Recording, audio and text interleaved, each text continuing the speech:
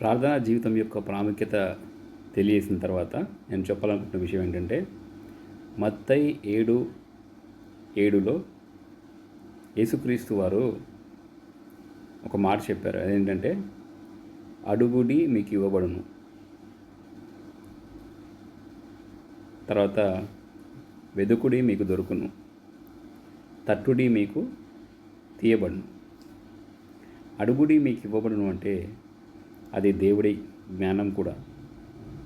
ప్రార్థన అంటే కేవలం మన అవసరతల గురించే కాదు, కానీ భక్తి జీవితంలో ఎలా ముందుకు మనం సాగాలి, ఆయన మర్మములను ఎలా తెలుసుకోవాలి, ఆయన ఇంకా మనకు తెలియబరచని విషయాలను దైవికంగా ప్రార్థన రూపంలో ఎలా తెలుసుకోవాలి. అడుగుడి మీకు ఇవ్వబడును అంటే జనరల్గా అందరూ అర్థం చేసుకునేది ఏంటంటే, మనకు అది కావాలి, మనకి ఇది కావాలి, ఇలాంటి లోక సంబంధమైన కోరికలతో ఉన్న వాళ్ళంతా ఈ వర్డ్ని అలాగే చూస్తారు. అడుగుడి మీకు ఇవ్వబడును అంటే నేను అడుగుతాను, నాకు ఇచ్చేస్తాడు దేవుడు, డెఫినెట్గా ఇస్తాడు. అది మీ విశ్వాసాన్ని బట్టి ఉంటుంది.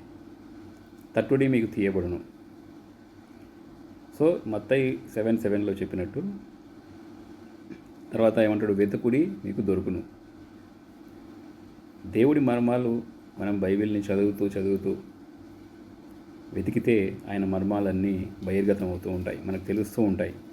అందుకే చాలామంది బోధకులు ఒక వర్స్ని ఒక రకంగా అర్థమవుతుంది, అదే వర్స్ వేరే వాళ్ళకి ఇంకో రకంగా అర్థమవుతుంది. అంటే అందులో అంత నిగూఢమైన మర్మం ఉంటుంది. వాళ్ళు చెప్పింది మనకి కరెక్టే అనిపిస్తుంది, వీళ్ళు చెప్పింది కరెక్టే అనిపిస్తుంది. కానీ వాక్యాన్ని వక్రీకరించే వాళ్ళు కొంతమంది ఉంటారు, వాళ్ళతో జాగ్రత్తగా ఉండాలి. కాబట్టి మత్తయి 7:7లో చెప్పినట్టు అది కూడా ఒక ప్రార్థన.